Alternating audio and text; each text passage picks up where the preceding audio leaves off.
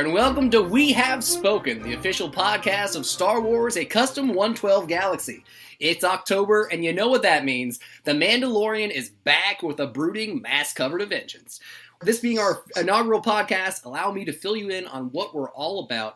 Each week, I'll sit down with some members of the Star Wars, a custom 112 Galaxy Facebook group, and we'll discuss the most glorious thing known throughout the Outer Rim territories, Star Wars. For today's episode, we'll be discussing, recapping, and generally expressing our undying love for The Mandalorian Season 2, Episode 1. Joining me today are a pair of group admins. You know them, you love them, you rely on him for all the latest information on Black Series figure releases, Matty D. Greetings and salutations, fellow Star Wars fans. How you doing this morning? Thank you for joining us. And also joining me is my little brother from another mother, my Padawan, and the Anakin to my Obi-Wan, Ryan Crary. Hey, how's it going, everybody? So let's dive right into it. We got a lot to discuss today. Mandalorian Episode 1, Season 2. It felt like we were waiting forever for this. I know, Maddie, you woke up real early. What time were you up watching this episode? Unfortunately, I'm an early riser, so I think I watched it yesterday Pacific time, probably around 4:30 or 5 in the morning. And what were your initial reactions? I'm such a huge fan of this new franchise or this new series within the Star Wars franchise. I thought it was fantastic, a perfect homage to the original trilogy while still giving us something new by bringing in and reminding us of how much we love all these old, wonderful things. I loved it. Loved every minute of it. Ryan, what time did you get around to watching it?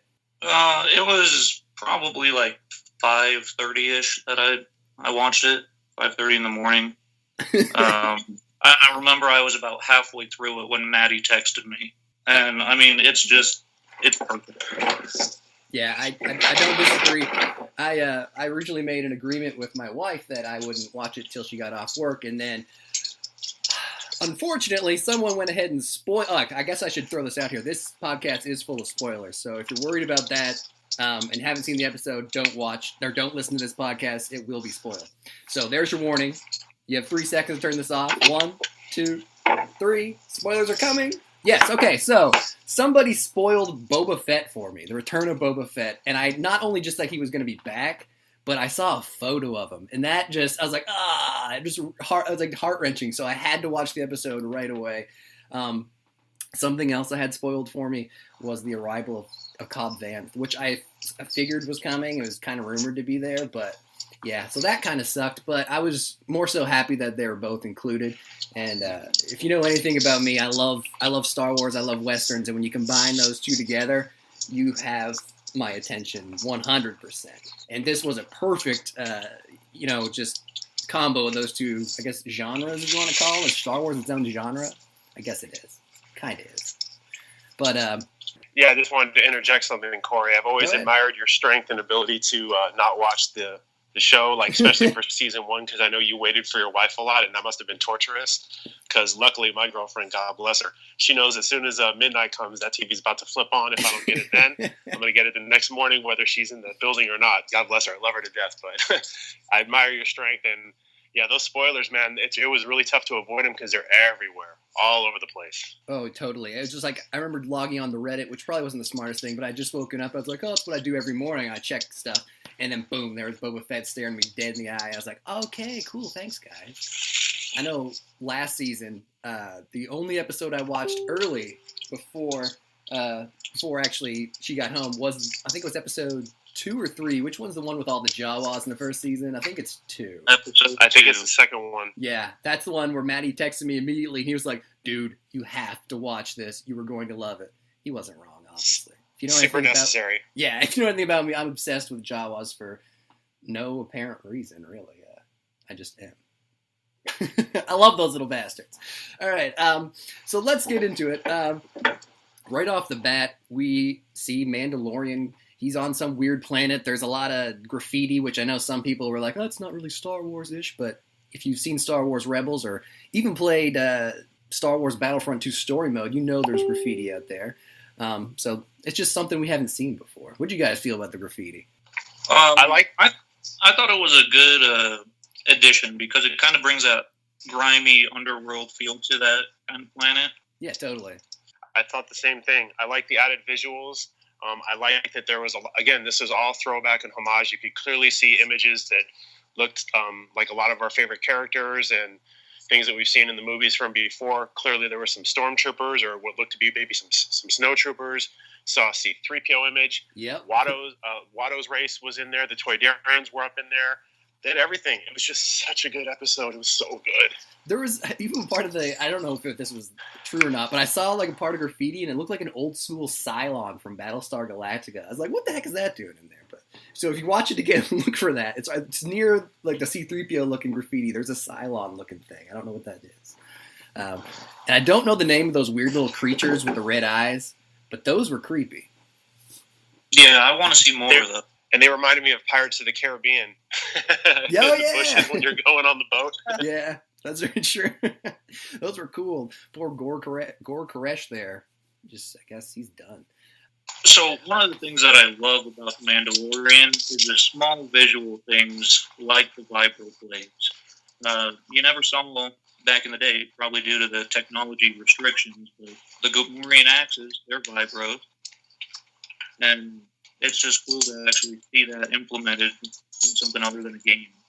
Yeah, and it was like when he swung them, I was like, "Oh no, he's like what's going to happen here? Are they just going to clank their weapons together?" But no, there actually was a nice little CGI animation in there.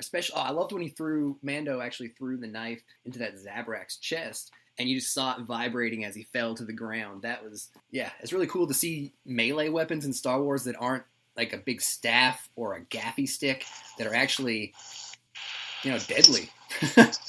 I guess is what I want to say, because a gaffy stick, we found out in this episode, also doubles as a bantha toothpick.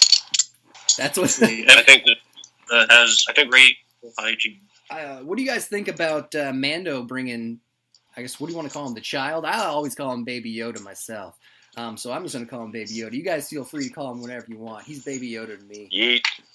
Yeah, I know he's little Yeet. Whatever you want to call him. We know him. He doesn't really have a name. So the little green dude, he's Baby Yoda to me. So what do you guys think of Mando bringing Baby Yoda into yet another violent situation at such a young age? I guess he's 50, but still, for his race, it's pretty young. I don't think too much of it beyond, the fact that Mando can't leave him alone, and he understands what his value is, both on a personal level and to the broader universe. I mean, it may not be politically correct. I mean, clearly you don't want to take a child to a Gamorrean axe fight, but at the end of the day, it is Star Wars, and I think you just have to enjoy it for what it is. So it didn't bother me. One of the things I'm going to throw out there early on in the conversation here is the use of Baby Yoda, Lil Yeet, whatever you want to call him, the child. I love that they're using him sparingly. That was something that was really important to me, because I'm a huge, obviously I think most people know I'm a pretty big Lil Yeet fan, but I don't want him to be overdone. I don't want it oversaturated. I feel like it's sort of like Vader. Vader's one of the most iconic villains, right, in all of film, but his total amount of screen time across all the movies isn't that much. And I think scarcity value plays a big part in, for me at least, the appeal of Little Yeet, where you get little glimpses and corners and things that make you feel good, but you don't feel like it's too much where you feel like, oh, okay, I've had enough. He doesn't belong there. I thought it was cool with me. Yeah, they could have seen like how popular he is. Obviously, he's probably the most, like, the newest character that they've developed, the most popular new character, I guess you'd want to call him. It's crazy to see that they saw the potential there in the money making, and they still were able to hold back. They didn't oversaturate. So yeah, they really could have just been like, boom, here's Baby Yoda 24/7. We know he's the reason people are tuning in for the most part. So here he is. But they held back and they let Din Djarin get his time in the shine, and also introduce a cool character like Cobb Vanth. So yeah, I totally agree. That was a good choice by Favreau and Filoni. I fully agree with you, Matty. I mean, I love Lil Yeet as well. It seemed in this first episode they kind of cut back from last season on how much they were showing of him, which to me is great because it's focused on the Mando right. And it seemed at the end of the last season they kind of put a lot on Lil Yeet, and that's how he kind of just blew up. I think sparingly he's perfect for the show. I was kind of worried because later on in the episode when you get to the crate dragon, I figured they were going to do something ridiculous with him, kind of like what they did with the Mudhorn. And I was really dreading that when I saw the Crate Dragon. Well, while we got little Yeet here on the brain, let's break his. Let's talk about what are our favorite little moments that he had in. Oh gosh. Since you are the resident Baby Yoda. Yeah. Connoisseur. I honestly, it's too hard to pick one because every time I see him, I don't know. He's got me. They did such a good job of designing that little guy, and wow, he got me. So if I had to pick one, I always I like when there's a little bit of levity in heavy situations. So I thought it was great when they're at the Gamorrean match, and of course he closes his own pram and kind of ducked under. That was pretty funny for me. So I guess if I had to peg one spot, that's an easy one. So. It's kind of scary that he knows when Mando's going to use his weapons. It's almost like he's or another one actually, riding on the speeder bike. I thought it was cool when he was riding side saddle on the speeder bike. I can't lie on that one either. So with his ears flapping like a dog. Yeah. I'd have to go with the speeder bike just because pure bliss. That's what's on his face. I mean, he's so happy, ears flapping around. It just makes you feel good, man. Yeah, he really does. I have like my room here with all my collection. There's random Baby Yoda stuff at work in my office. I've got Baby Yoda stuff, and I don't know what it is about that guy, but there's something about just looking in his eyes that just makes me happy. My favorite moments from this episode for Baby Yoda probably would have been at the start when there's not the earthquake, but the Crate Dragon comes in and shakes the ground in Mos Pelgo. And and he's trying to grab the ground while it's shaking, and then afterwards he pops out of the little pot there, and he makes his little coo noise. That dude just melted my heart. I can't help it.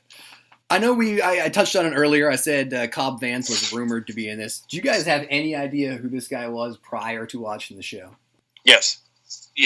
Okay, so for those who don't, he was in an interlude in a series of books, the Aftermath trilogy, written by Chuck Wendig, that took place after Return of the Jedi. And I guess the interlude would be, between Return of the Jedi and these episodes, or this episode here. So it was really cool to see Cobb Vanth, a just minor, just throwaway character in this book, where they mention that in the book he gets Mandalorian armor, and it's hinted in the book, if you've ever read it, that it is Boba Fett's armor. But for them to take that little nugget and then bring it to us on screen was such a really cool moment. Some people will say it's like fan service for people that don't know, that read all the books and stuff like that. But no, what it really was just, them digging into Star Wars canon like they had in the past with Saw Gerrera, for example, and bringing out a character they already had rather than having to always create something new, and I really appreciate that with Cobb Vanth. I think he's great. I'm a huge fan. Well, first, the casting of Timothy Olyphant was great. I love the play on the Marshal, and he played Marshal Raylan Jennings on Justified, which is a great show. He's also in Deadwood. But as far as the character itself was concerned, wow! I mean, what a great thing to show. I love seeing more of Tatooine. I could go to Tatooine and stay there for a really long time myself. I feel like there's so much unexplored that I want to know about. And of course, being an older fan, having lived through the original trilogy when all the films came out, I mean, I've always been enamored with Tatooine, but I thought it was great to see Cobb Vanth. I love that they've layered in a new backstory, a potential foe, a potential ally. We don't really know with Boba Fett with the armor. We learn a little bit more about the Mandalorian Creed. The character was fantastic and super well played by Timothy Olyphant. I thought it was cool. I loved it. Speaking of the Mandalorian Creed there, obviously when they first meet, Mando's not happy that Cobb Vanth is wearing Boba Fett's armor. And he clearly doesn't know or recognize Boba Fett's armor. I don't think he really cares. He just wants it back. But at that first meeting, he's obviously upset. But by the end, he trusts him enough where he's going to risk himself and say, hey, take care of the kid. So it's almost as if he's adopted this, well, maybe you don't have to be born a Mandalorian and to wear the armor, to follow the creed, to be worthy of it. It was really a cool transition there by the end of the episode. I really loved the casting for it. I feel like it was fully justified. Touche. Awesome casting for it. I love how they actually wrote the character for this episode. While I read the books years ago, I did completely forget about him until Corey brought him up in one of our talks months ago. And then I thought, man, that would be a great thing for them to do in The Mandalorian. And then as we started seeing the trailers and everybody started speculating, oh, is that Boba Fett's armor on the speeder bike? And I was like, man, I hope we get that. But like you were saying, with the way Mando acts when he first sees him and he takes off the helmet, man, you could just feel the intensity of his rage when he takes off that helmet. Something, I don't know if that was Pedro Pascal behind that mask or not, but whoever was doing it, that's got to be difficult to pull off those sort of emotions when you can't see your face. But whoever that was, kudos, because you did it just amazingly. So yeah, totally. Yeah, absolutely. Whoever was in that, they have the skill of body language perfected. Yeah, they were really big too. Like I know his shoulder pauldrons are much larger than, say, a stormtrooper or something like that. So they kind of bulge out. But, man, whoever that was, that's a big dude. It's Arnold Schwarzenegger. Yeah, I mean, he even dwarfed Cobb Vanth, Timothy Olyphant standing next to him, who's a tall and lanky dude, But, damn, he was huge. Yeah.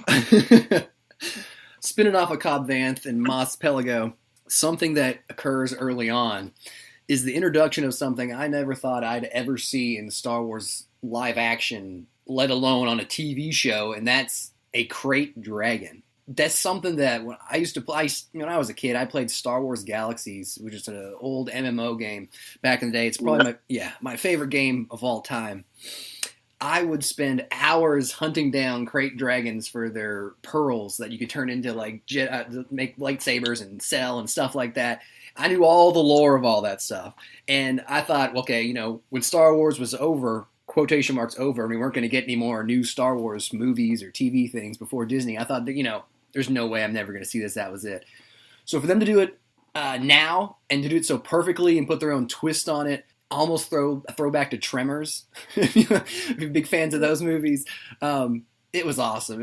I was fanboying out hardcore. Ryan, I know you're a big Crate Dragon fan too. What were your thoughts? Oh, I was so excited. Just like you, I played Star Wars Galaxies. Knights of the Old Republic had the Crate Dragon mission in it. Oh, yeah. I forgot about that. They were in there, too. I got my 3D printed Crate Dragon skull next to me here. But, man, I love Crate Dragons. I love the lore behind them. And the fact that they put it on screen, that's just something I absolutely never thought would happen. I thought it was too far out of the realm for most fans. When they did it, they executed it perfectly, especially putting in that pearl.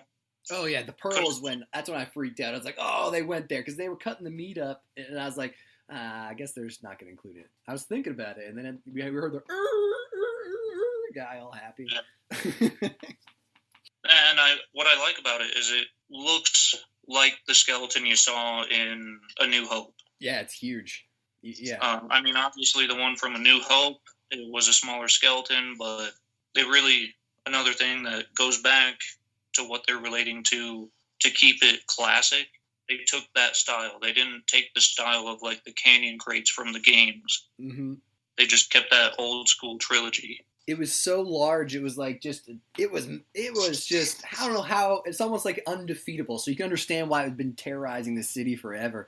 And a cool point is, and they said it ate a Sarlacc. It's like, how does it survive in a Sarlacc bag? It eats the Sarlacc. Well, I'm listening to both of you guys talk, and I'm reflecting a bit on, what I watched yesterday and just, even season 1. And I think we're all talking about something that's so important to the development of a good story, right? And that's continuity, right? Congruency, Mm-hmm. continuity, they're really, really big deals. And one of the reasons why, for me, I love the Crate Dragon, it's like I said at the beginning of this, it's full homage to A New Hope, Episode 4. I mean, when Obi-Wan makes the Crate Dragon call, you see the Crate Dragon out in the desert.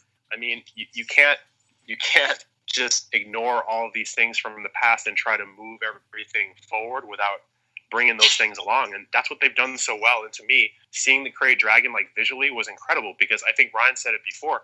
I never thought that was something that we would actually see, from the video games to the lure of it, and just to actually finally get a visual.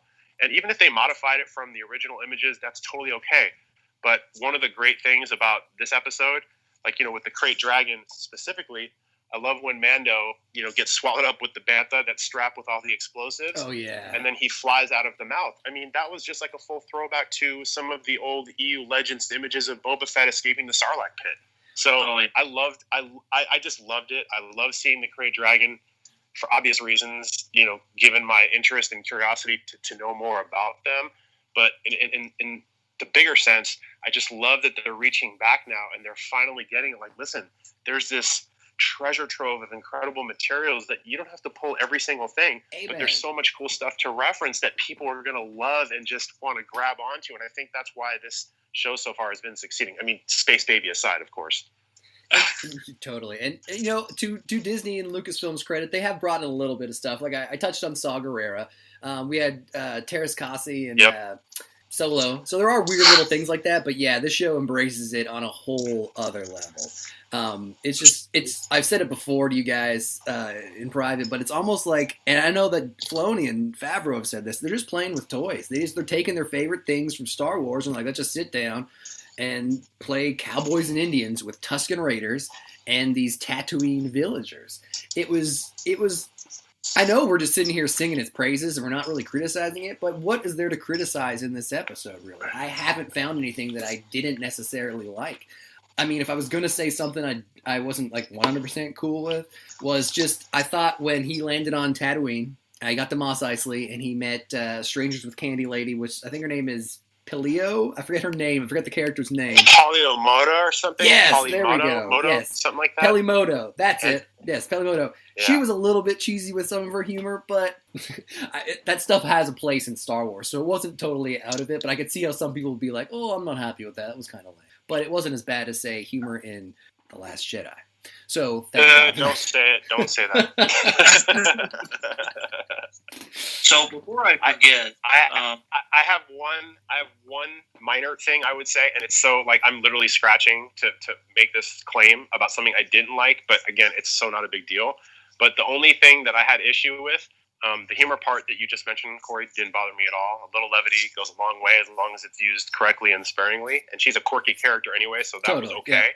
I just thought it was really weird how when he's telling him, when Cobb Vanth and the Mando are riding through the desert on speeder bikes, they're talking at really low levels. And I'm thinking you guys should be either yelling louder or have an intercom. That was my only beef. It's so not a big deal. Yeah, absolutely. I thought the same thing when I was watching that scene is... I guess those repurposed pod racer engines are not that loud these days. Guess not. Yeah, they took the sound ordinance. Yeah, that's what it is. It's the Dune Sea sound ordinance. They got some heavy-duty mufflers on that thing. Now, I've seen some people say that they think Cobb Vanth's speeder is actually parts of Anakin's speeder. I didn't pick up on that. I got a pod racer. Sorry, not speeder.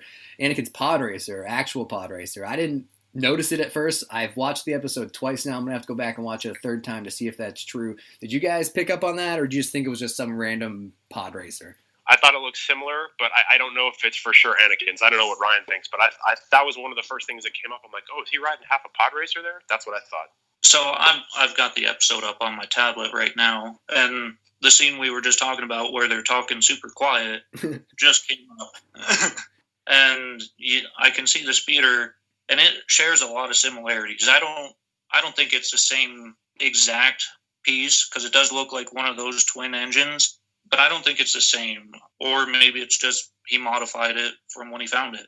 They're able to take pieces of Star Wars lore and then bring them back and put a new, fresh twist on it. Like, I know a lot of people were initially upset that, Mando was going back to Tatooine, and people get real upset about going back to Tatooine. Obviously not us three. We don't fall into that crowd, but there are people out there that are sick of, always going back to yet another desert planet. I'm sure you've read people complain about this before, and I get it.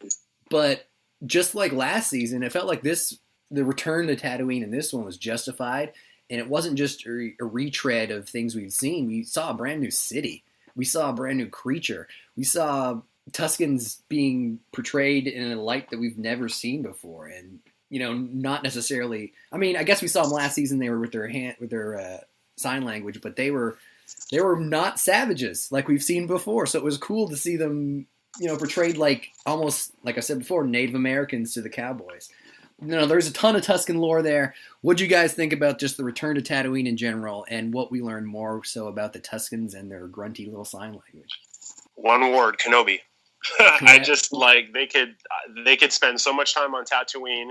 There's so much unexplored, from the Dune Sea to the Jundland Waste to we got a new town. I mean, the possibilities are endless. I mean, I like that they went back. It obviously served a functional purpose for the story development, but from my vantage point, they can always go back. I'll never tire of Tatooine. It's one of my favorite planets, even though it's one of the most barren. Well, if they keep adding cities, it won't be that barren anymore, huh? Right. Fair point. Fair play. I love Tatooine, just like the both of you do. I mean, I pretty much live in it right now, out in the desert. I love what Favreau and Filoni are doing with the Tuskens. I like seeing this side of them to where they're not just savages like we thought back in the original trilogy or even the prequel trilogy. Even just these little scenes where you see Mando sitting around the fire pit with them, interacting with them, it really just expands who they are as a culture. Even though you're not really learning a whole lot from them, I could just watch a whole freaking series on Tuskens. What Matty said about Kenobi, I think we're definitely going to see tons of Tuskens there, tons of Banthas. I think we'll see these costumes and these props reused for Kenobi. And I remember reading somewhere, I think it was MakingStarWars.net, that said that Ewan McGregor came to the set and took some test shots in costume inside the volume there. So I imagine it was probably when they were shooting this episode while they were on Tatooine, unless they do return to Tatooine later this season, which is a total possibility, which is a great segue to my next point, and our next talking point, the return of Boba Fett. Boba Fett is a character that Star Wars fans, either they love the dude, or they're like, oh my god, he's so overrated. Where do you guys fall on that scale? I fall on the scale of, I love Boba Fett in the comics and the books. Boba Fett on screen hasn't done anything exciting for me, or anybody really, aside from like his younger years in the Clone Wars, and his lore in the books is freaking awesome. He's a badass. Oh yeah, in the old EU books, they fleshed him out big time. He had a significant role in the overall saga, up to the point of training Jaina Solo to try to beat Jason Solo at the end. It was crazy how much he fit into the story in the EU. And, with his return now, hopefully I don't need him to be like woven into every fabric of Star Wars, but it's cool because, me personally, I'm a massive Boba Fett fan. I love him. I think he's the coolest looking character in all of Star Wars. Sorry, Darth Vader, you're a close second, but it is Boba Fett. Ever since I was a little kid, I grew up watching Westerns, and Boba's design to look like the man with no name, it always drew me to him. So you say that he hasn't done anything cool on screen, and now he has a chance to do something cool on screen. And to silence those people like, oh, he didn't do anything. He just got bumped in the back by blind Han Solo. And he did, and it was cool that they brought that back with Cobb Vanth getting hit in the jetpack and flying up too. So I guess Boba Fett's backpack just is wonky.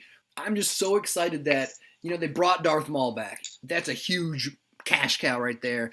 They've already got a new cash cow with Mando and Baby Yoda, and now you're bringing back Boba Fett, and to do it on TV and to not do it in a movie, that was a bold decision by Lucasfilm, and I think it was the right call, because this is definitely going to have people talking for a long time.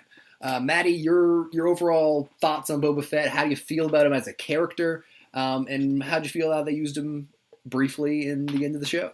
So I'm going to partially piggyback on Ryan's coattails. I thought that his treatment in a lot of the legend material, the books, the comics, even the video games, I always thought he was and Corey, I agree with you as well, so I'll piggyback on your coattails too. Cool looking character, always had the mystique. We didn't know a lot about him. He was like that, the man with no name. He just kind of roamed. I think that by subverting our expectations in this way was genius. And I don't just mean from a cash cow perspective. I think it's really going to enable the story writers to flesh out Boba for us to see. Because I think all of us wanted to see more about him. We knew he was a badass. We knew the bounty hunter in the galaxy, and we heard all these great stories. And then he flops out in Return of the Jedi when Han Solo knocks his backpack. I mean, that was such a letdown. I think there's a chance at some really awesome redemption here. And the cool thing is they've set it up that we don't know if he's going to be friend or foe. We don't know if there's going to be confrontation. We don't know where this is going to lead.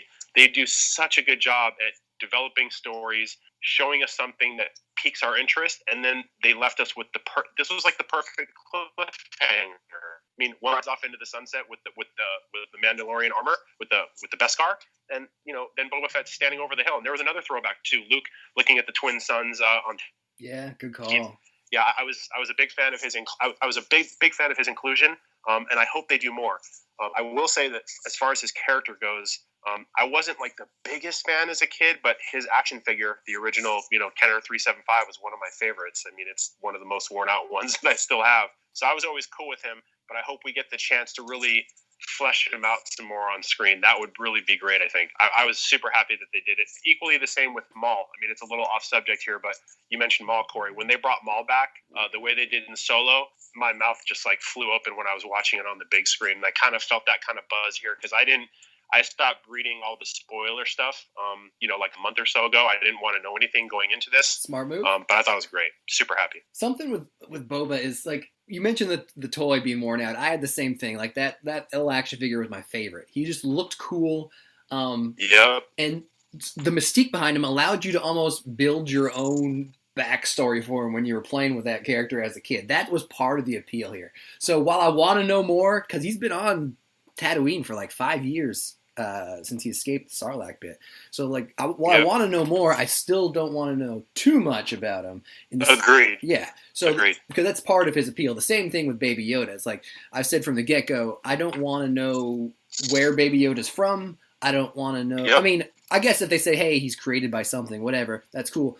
They can say that. As long as they don't give him a species name, I'm cool with it. That's the hill I'm willing to die on. I don't want to know that species name, Baby Yoda. And the same thing goes for Boba Fett in certain respects. He needs to have some sort of mystique to him. And the way they portrayed him with he still had his jingly spurs, and I think he had a gaffy stick on his back, and his damaged face. It was perfect. And he almost looked Mythos. He almost looked kind of Mythos. Yeah, it was stripped down without the armor. He just throw the armor on. He's got the full Mythos look going. That's for sure. Corey, you're right, though. I think I may have overstated something, and you're absolutely right. As much as I want to see him fleshed out on screen, I think you're right. I don't want them to give me too much because I don't want to ruin the mystique that he has, but I think they can do him justice by bringing him in and developing him to some extent without giving away the farm, so to speak. You know what I mean? Yeah, and if you know anything about Jon Favreau in Star Wars, that's his favorite character, Boba Fett. He actually wanted Mando, the series, to be about Boba Fett. So he's going to try to get him in there and use him as much as he can. So I trust his ability to use him and flesh him out. 100%. But at the end of the day, with Season 2, I am worried that, we've got Ahsoka will be in here at some point. Bo-Katan will be in here at some point. Now we've got Boba Fett. Baby Yoda already the star of the show. But we get back to the name of the show, and that's The Mandalorian, and the star needs to be, and the focus should always be on, the Mando himself, Din Djarin. So I really look forward to seeing how they're going to navigate the rest of this season with all these, I guess, more established names that people are really excited to see. I mean, a live-action debut of Ahsoka is going to destroy the internet. I think people's minds are going to be blown. Fanboys are going to melt down. Yeah, it's going to be crazy. I mean, she's one of the most popular characters of all time, and I'm sure, Filoni's going to give her a live-action debut that everybody's going to remember. Even if it's like 10 seconds long, it'll be memorable. But I just don't want any of that stuff to overshadow Mando. He is a great new character. I agree. Yeah, he's a hero. I mean, when he blasted out of that Krayt Dragon's mouth and foreshadowed Boba Fett's return at the end, that was one of the most heroic live-action things we'd seen in all of Star Wars.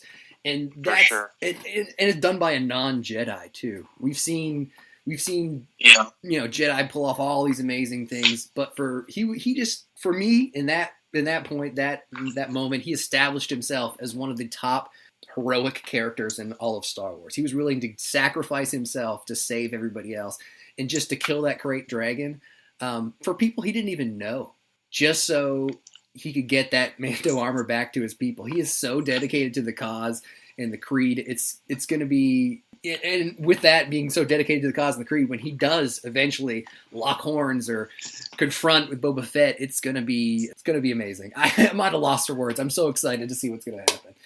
I'm just glad Rose Tico wasn't there to keep him from fulfilling his duty. Just saying. I'm just saying. I like the actress Kelly Tran, but I'm just glad that she didn't. What was it? Destroy what you hate or love what you hate. I don't know. Whatever that stupid line was. I'm just glad she wasn't there to ruin it for us. Don't go after Mando, you dummy. Yeah. All right. That was my one cheap shot for the podcast. You're welcome. All right. So with Boba Fett coming in, we know Mando's quest is he's been quested to return Baby Yoda to its kind, whether that is other little green guys or the Jedi. I'm probably more so the Jedi, it seems like. Where do you guys think the rest of this season is heading? And when do you think we're going to see Boba Fett again? Because me personally, I don't think we're seeing him for a couple episodes, but what do you guys think? I personally think we won't see him until closer to the end of the season, which is perfectly fine with me. The big thing that I like is if we're going to have these established characters popping in like Ahsoka and Boba Fett, I want them to be used sparingly. I don't want them to take over the show. I mean, it's the Mandalorian. I want to know more about him, and I'm perfectly fine with having these established characters. Let's not let them shadow the purpose of what they created for this show. I mean, we brought in a whole new character. He's super interesting. I mean, you never see his face, but you get a lot from him. And well, you do see his face if you pick up the new deluxe Target edition Star Wars Mandalorian pancake face Mandalorian. He put on his winter weight, man. I don't know what that thing is. Just like Gerard Depardieu. Oh yeah. Swing and a miss by Hasbro on that one. But very few these days, but that one they definitely whiffed. Hopefully it's just a prototype that they'll amend. Yeah, I'm gonna agree with Ryan. I don't think he comes back right away, and I think Corey, you said that as well. Mm-hmm. I think he's something that can. Again, the exciting thing about Boba's introduction at the end is you don't know what role he's going to serve. Right? You don't know if he's going to be a friend. You don't know if he's going to be a foe. You kind of have to wait and see. Is he going to get mad about the armor? Is he going to try to get it back? Are they going to end up working together? I don't know.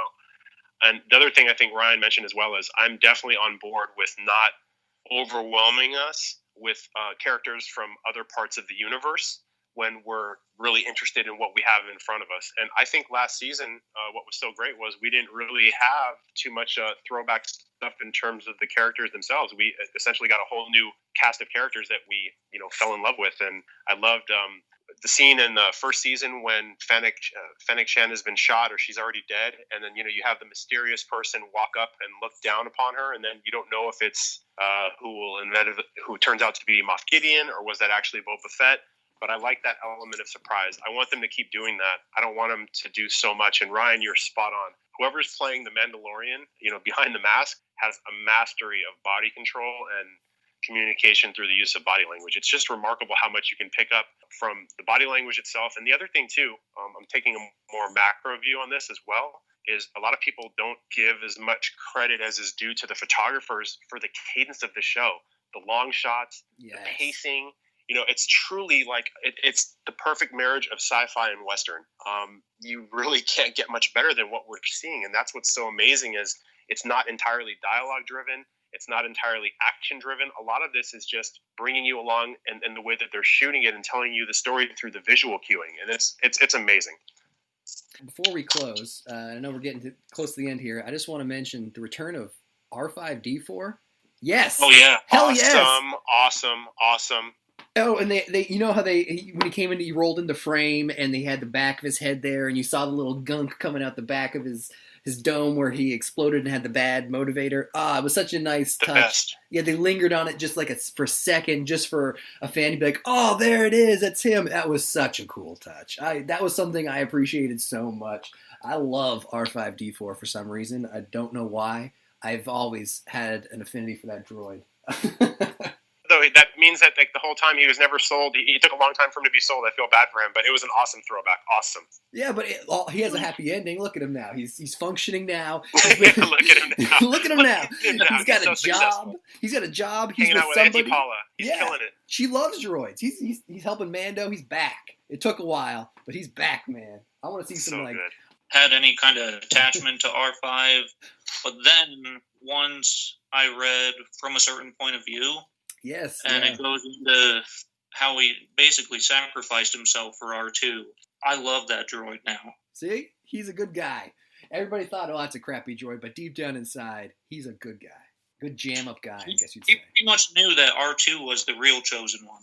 Yeah, he was good guy R5 is what we call him now. That's going to be a new meme. Good guy R5-D4. He's a good guy. Look at him now.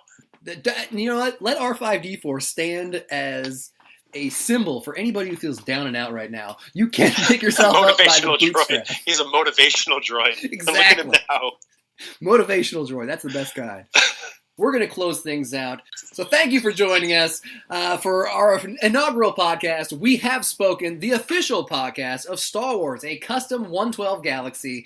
We'll see you next time. And if you're interested in sitting down with us and just talking Star Wars, drop a comment in this post below. And, you know, maybe we can work something out. Maybe we can talk Mando in the future. But for always and forever, may the Force be with you.